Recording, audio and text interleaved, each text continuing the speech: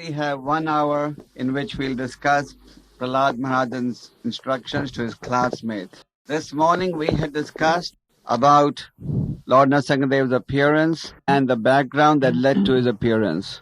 Prahlāda Mahārāja's instructions to his classmates can be found in the 6th chapter of the 7th canto of the Srimad Bhagavatam. So what we will do is we will take the important verses from this chapter and discuss it. So Prahlāda Mahārāja, as I told you this morning, Prahlāda Mahārāja had the fortune of receiving this transcendental knowledge when he was in the womb of his mother.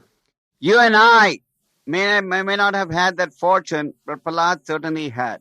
Therefore, Prahlāda Mahārāja is recognized in the Vedic scriptures as one of the 12 authorities or Mahajans. Now, this also proves another important point. That is, the child in the mother's womb has consciousness. The modern day scientists who claim that life comes after the child comes out of the mother's womb are wrong. Because everything that Prahlāda instructed was what he had heard from the womb of his mother, from Narada Muni. So Prahlāda Mahārāja starts off his instructions by saying, Kaumara achrat pragyo dharmam bhagavatamiya dhurlabha manasam janma tadapi adruvam arthadam. He says, my dear friends, please realize that this human life is realized with great, great difficulty. Durlabha manasam janma. Durlabha manasam janma means great, great difficulty. Durlabha means difficult. Therefore, he said, one who is sufficiently intelligent, he should use this rare human body for what? For establishing his relationship with the Lord. Kaumara. Kaumara means when a child attains the age of 5. So from the age of 5 onwards, a child must be trained in spiritual activities. Prabhupada said, till the age of 5, you can let the child do anything he wants. Let him do nonsense if he wants. But from the age of 5 onwards, the parents must start to discipline the child and teach the child about spiritual education. We see in the material world that people want to educate their child from the age of 3 in modern technology. Like in many schools in America, from the age of 4, children are trained in computers now.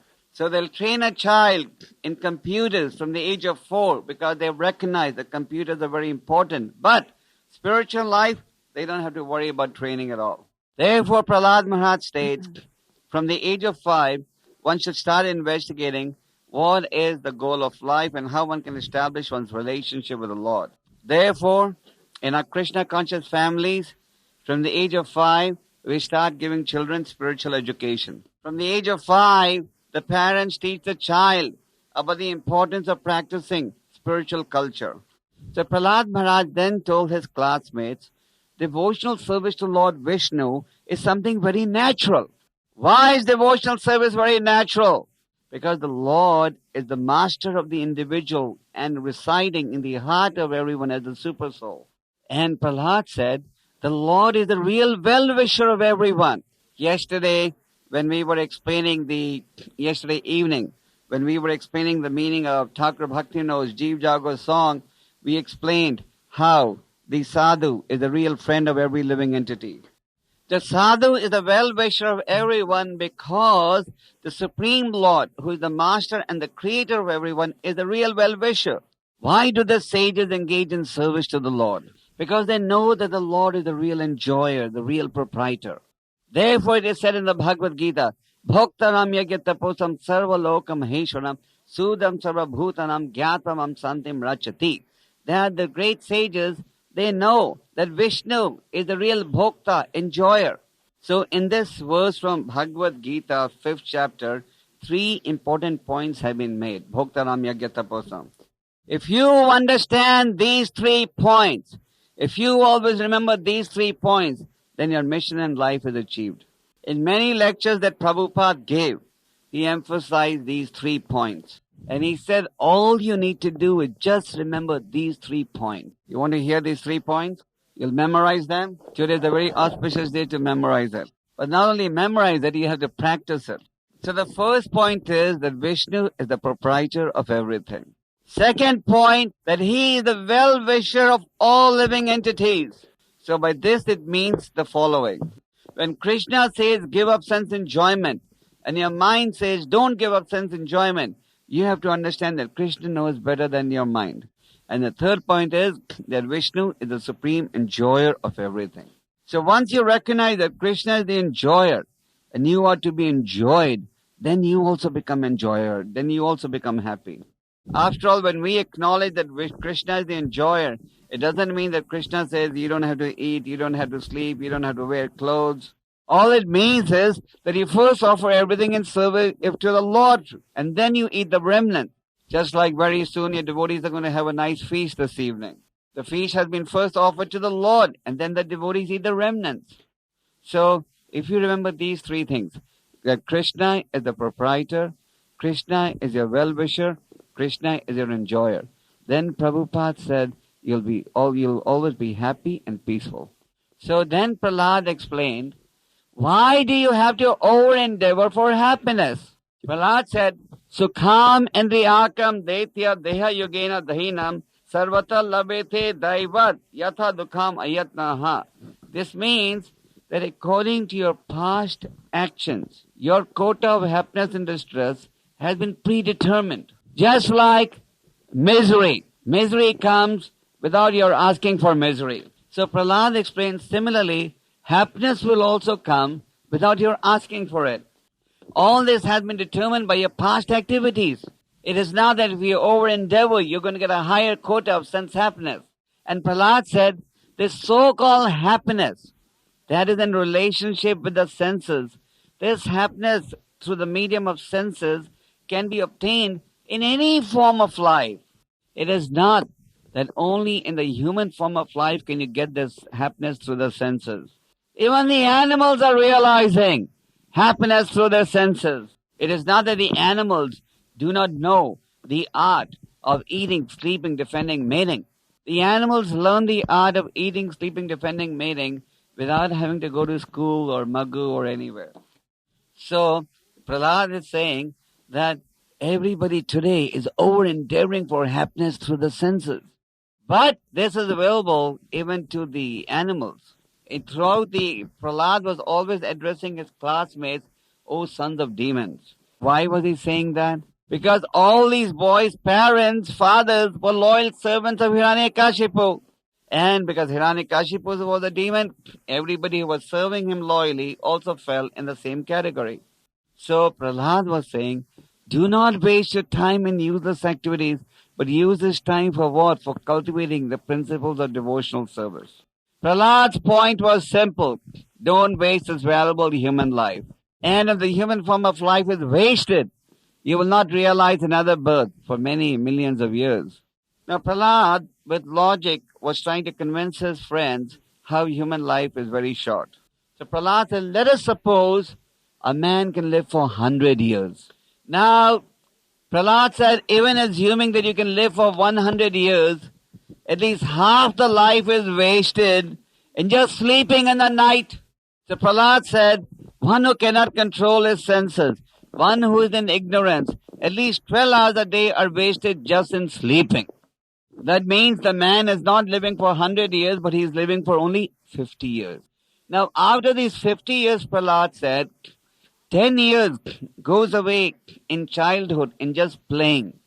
In that first 10 years, Prahlāda said, the child is completely bewildered. He doesn't know what he should do, and time is wasted. Then another 10 years goes away in sporting activities, playing baseball, hockey, running. Then another 20 years goes away in worrying about old age and disease. You get old, you're always worried about the body. You can talk about self-realization now because your body is very healthy.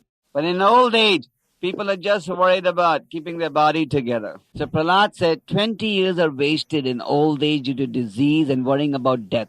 You know how much old people worry about death? A lot. They are worried about the uncertainty. What's going to happen after death? The devotees may laugh at it because you know what's going to happen after death. But the materialist doesn't laugh at the thought of death. So Prahlāda said, even assuming you're living for 100 years, 50 years has gone away in sleeping, 20 years in playing and growing up and playing hockey and so on, 20 years in worrying about old age, death, all that is left then is 10 years. And one whose senses are uncontrolled, mind is uncontrolled, even those 10 years, Prahlāda said, are wasted. Why? Because he's just thinking, how can he satisfy his lusty desires? So Prahlāda Mahārāja said, uncontrolled senses, uncontrolled mind is most dangerous for spiritual path. Then Prahlāda Mahārāja began to instruct his classmates about what are the normal attachments that one develops in the human form of life. You'll be amazed when you see how accurate Prahlāda Mahāraja's predictions are. And these predictions were made thousands of years ago, not 50 years ago. So Prahlāda Mahārāja first says that the biggest attachment is the attachment to family life. He says an attached householder who's attached to wife, children, relatives, etc., he doesn't think about spiritual life. Just like a man is bound by ropes, and when he's bound by ropes, he cannot free himself. So similarly, one who is in the material concept of family life, he's bound by the ropes of attachment. And due to the ropes of attachment, he's unable to see what is the real mission of life. In the Srimad Bhagavatam, there's a very nice story that explains the foolishness of developing unnecessary attachment to family life. Before I explain the story, I want to make it clear that what Prahlāda Mahārāja is talking is about material family life.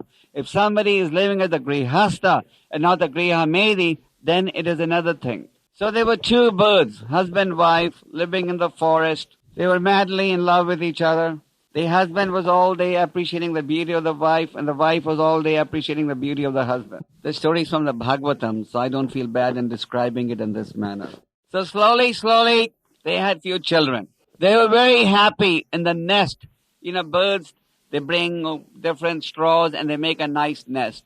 So they were very happy in their nest, and slowly their children were growing. And as their children were growing, it was giving the parents great delight. One day, the father and mother went to the forest to bring some food for the children.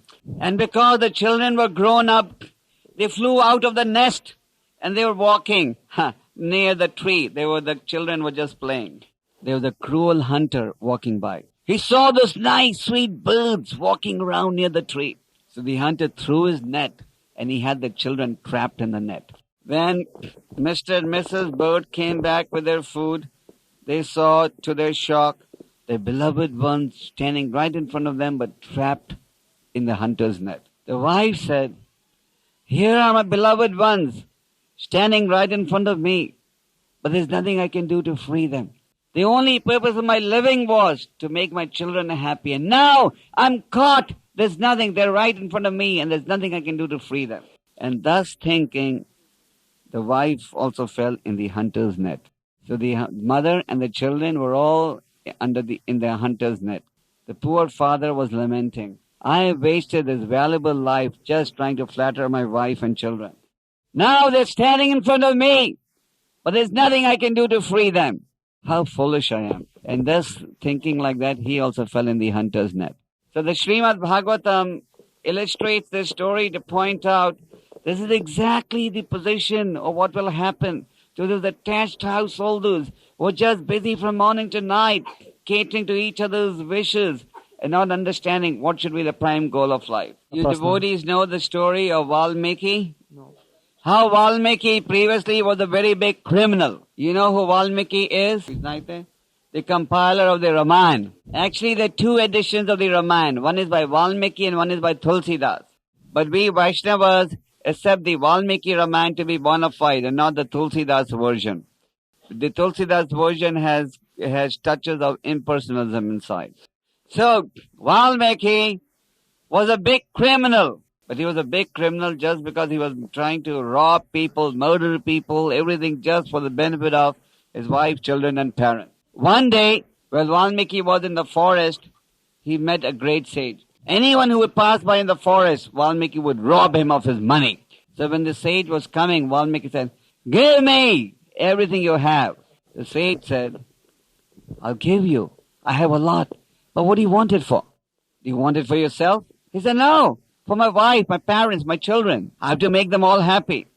Then the sage told him, "Do you realize For all this crime that you're committing, you will have to take on the sinful reaction. So the Valmiki said, if I have to take reaction, no problem. Since I'm doing all this crime for my parents, children, wife, they'll all share it with me. So the sage said, okay, please go and confirm it. And if it's a fact that they will share it with you, I'll give you a lot of valuable possessions. So when Ajamil came to his parents, he said, I've just discovered that all this time I was committing a crime for which I'll have to take on the reaction. Since I gave the money I robbed to you, will you please share just 25% of the sinful reaction? So the parents said, we never told you to commit this crime. We can't suffer 25% of the punishment. Then he went to his wife, said, I've been giving you all this jewelry, saris. I've been getting all that by committing a lot of crime. I've just realized I'll have to take on the sinful reaction. Can you please share 25% of the crime or the punishment due to me? She also refused. Children also refused. Then Valmiki came to the understanding, yes, this sage was right. I've been committing all this crime for their welfare, and now they don't want to share any sinful reaction. So then Valmiki gave up all this and he started chanting the names of Ram. Actually, he was such a big criminal that when the sage told him to chant the name Ram, Ram, Ram, he could not even utter the word Ram. He was such a big criminal. He was uttering the word Mar, Mar, Mar, Mara, Mara, Mara. Mara, Mara means kill, kill, kill, kill. And that gradually turned to Rama, Rama, Rama. And then Valmiki meditated for 60,000 years. And then he compiled the Ramayana. So Prahlāda Mahārāja has first pointed out the foolishness of attached grihastha life. Then he says, money is sweeter than honey. You may think that this is a modern day invention, this statement, money is sweeter than honey. But this was stated by Prahlāda Mahārāja. This is in the Srimad Bhagavatam. Prahlāda said, money is sweeter than honey. And in order to get money, one will commit any amount of crime. So, in today's world, doesn't matter whether you have communism, capitalism, socialism, India, America, Russia, everybody only has one religion. And that religion is hook or crook, make money. By honest means or dishonest means, doesn't matter, all we need is money. So, Prahlāda Mahārāja pointed out that just to make money, a man will do anything. So you see that all over the world, for money, people will do anything. In India, I meet so many businessmen, they are strict vegetarians themselves. But to make money, they are running hotels and bars. And in these hotels, they serve meat, everything. So I tell them, you're vegetarian, but you're selling meat, so you're also going to get the karma. But it's okay, we won't get the karma. They only want the money. So, for money, people are ready to do anything, whether it's slaughtering animals, slaughtering babies, or doing anything else.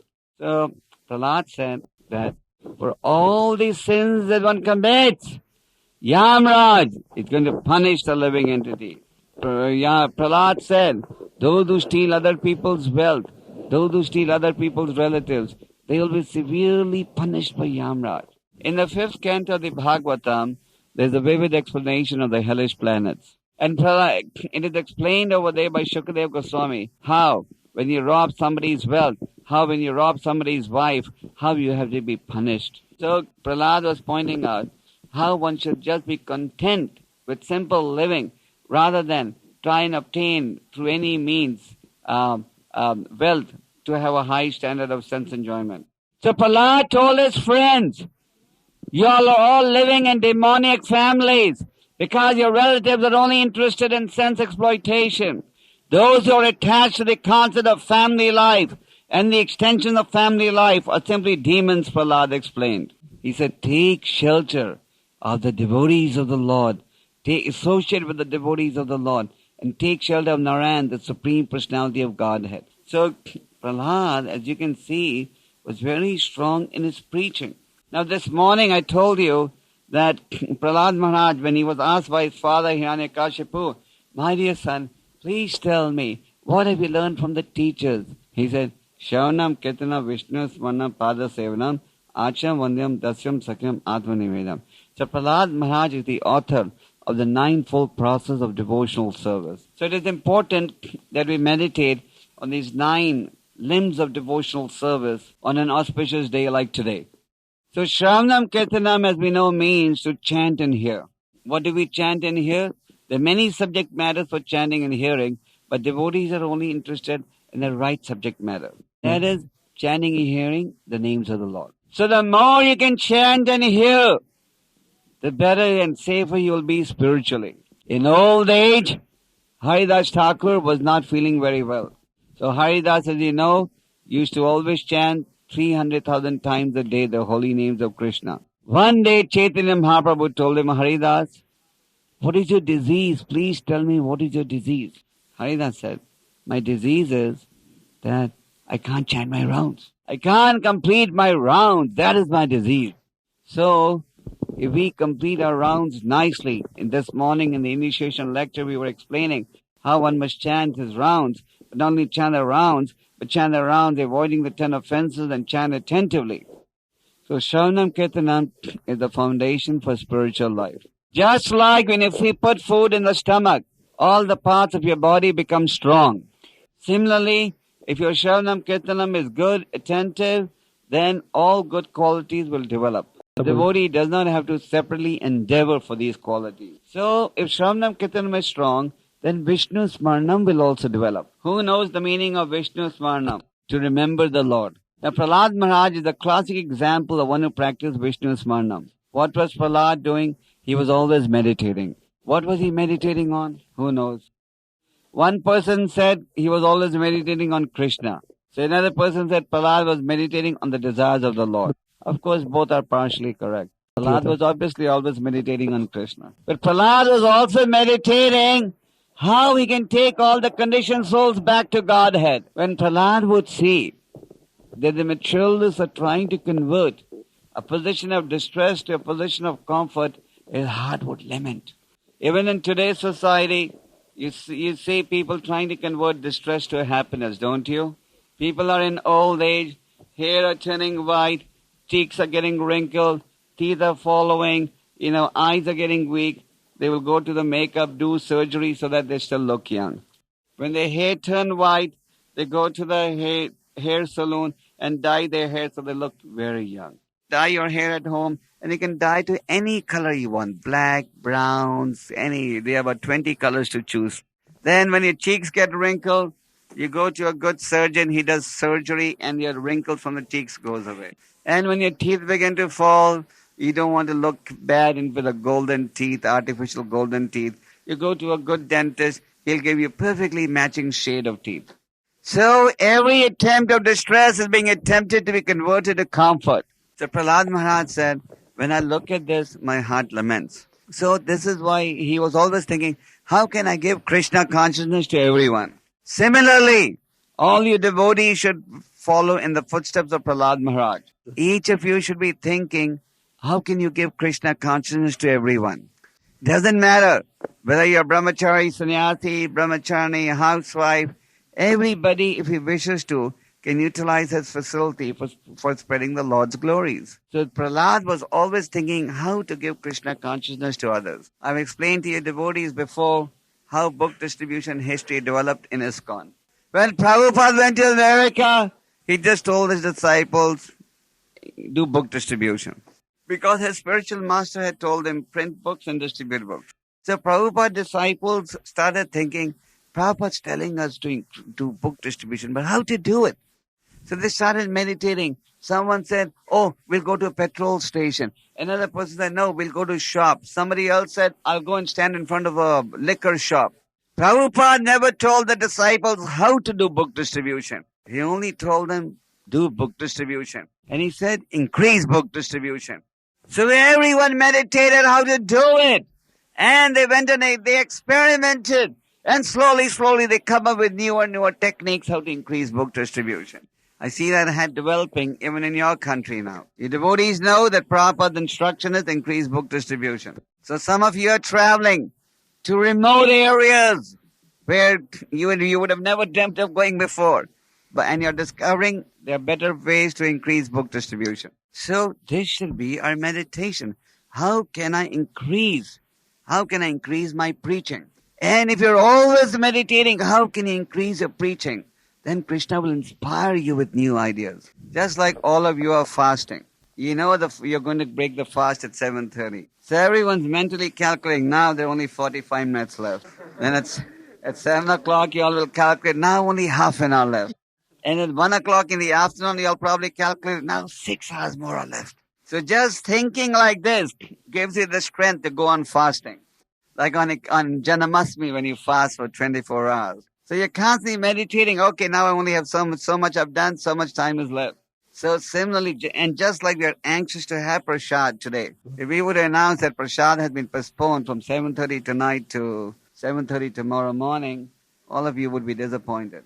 So just like our absorption is in Prahlāda, our absorption should be, how can I give Krishna consciousness to everyone? Like I told you all yesterday morning, every morning literally, Prabhupada when he would get up with some new idea how to spread Krishna consciousness in whichever city he was. Now if you focus your mind on how to spread Krishna consciousness through your abilities, through your skills, then the mind will not contemplate normal activities of sense enjoyment. Since time immemorial, the mind is accustomed to only thinking of sense enjoyment. Now if you want to get rid of this thinking habit of the mind, you have to give the mind a positive load to meditate upon. So meditating on following the footsteps of Prahlāda is very easy. On this auspicious day, all of you can pray to Prahlāda Mahārāja to please bless you all with the ability to always meditate the way he was meditating about the suffering of the conditioned souls. I always meet devotees in Soviet Union who say, Swami, please bless me that I can do book distribution. Please bless me, I can do this. Please bless me, I can do that. So now today you pray to Prahlāda Mahārāja to bless you. To bless you so you can think like him. So that is Vishnu Smarna. Then Pada Sevana. Pada Sevana means to worship the lotus feet of the Lord. And Goddess Lakshmi, you always worship the lotus feet of Narayan. So, so that is Pada Sevana. Archanam. Archana means to meditate on the form of the Lord. And we meditate on the deities. Just like you have Gaunitai deities and they're dressed up so nicely today. So meditate on their transcendental form. Then Vandanam. Vandana means to offer prayers to the Lord. So offer prayers, just like Prahlāda Mahārāja is offering so many prayers to the Lord. Just repeat those prayers. Now you may say, Prostretya, we don't have the 7th canto in Russian as yet. No problem. Go to the first canto which you have in Russian. Read the prayers of Queen Kunti. The prayers of Queen Kunti are so powerful that Prabhupada used to lecture on those prayers. He's lectured on those verses so many times, more than anything I think. Meditate on Bhismadev's glorification of Krishna when he was about to die and repeat those prayers. So that is Vandanam. Not that you concoct something, but you repeat the words of the great sages. When this Krishna conscious movement first started in the West, many people joined who were previously in rock groups, who used to play the guitar and who were musical background. So all these devotees have a habit to write their own songs glorifying Krishna, but it was their own speculation and imagination in the middle. Prabhupada said there's no need to write these songs. Just repeat the prayers of the songs composed by great sages. So that is Vandana. Just repeat the offering of prayers composed by great sages. So Rasyam. Rasyam means to carry out the orders of the Lord as a servant. And Sakyam means to carry out the orders of the Lord as a friend. Hanuman carried out the orders of the Lord as Dasyam. And Arjuna carried out the orders of the Lord as Sakyam. So carry out the orders of the Lord. What is the order of the Lord? There's so many orders. So you may say, which one do you want us to say? One order is, Sarva Dharma Paritaja, give up everything and surrender to me. Another is, whoever you meet, you talk to him about Krishna. So carry out these 2 orders and your life will be blissful. And then Atma Nivedam. Atma Nivedam means to surrender everything to the Lord. So execute this 9-fold process of devotional service which has been given by Prahlāda Mahārāja, and you'll be happy, blissful and wise. Krishna consciousness means happiness. Unlimited happiness. No limit. Pay the price and get it. Nothing is free. And the price is the desire to become Krishna conscious. Chaitanya Maharaj, Ramananda Roy explained that you don't need money to be happy. You don't need beauty. You don't have to be beautiful to become God conscious. You don't have to be educated to become God conscious. You just need one thing, greed and desire to become Krishna conscious. And if you have greed and desire, then Krishna is in your pocket. Provided you make the effort in that direction. Hare Krishna. So, There's going to be Aarti at 7 o'clock. And at 7:30, there's going to be prasad. But today, devotees are only going to get 1 drop of liquid prasad and 1 drop of morsel prasad. Rest of the prasad you'll get tomorrow morning. Okay. So I have to go now for my Russian classes. Okay. Okay. Tomorrow morning. Lectures are... Yes, tomorrow morning, Bhagavatam class, 7:30. And I was discussing with Krishna Kumar, after the Bhagavatam class, we'll have a separate meeting just with the Samkirtan devotees, the Samkirtan class, okay? After the class. Vechram, Niyad, Patamustu, Yabodu, Yekhat, Leningrad. Hare Krishna. Okay?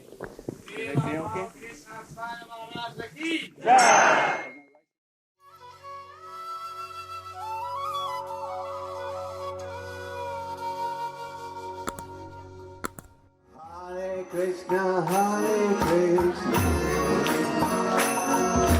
Krishna Krishna, Hare Hare, Hare Rama, Hare Rama, Rama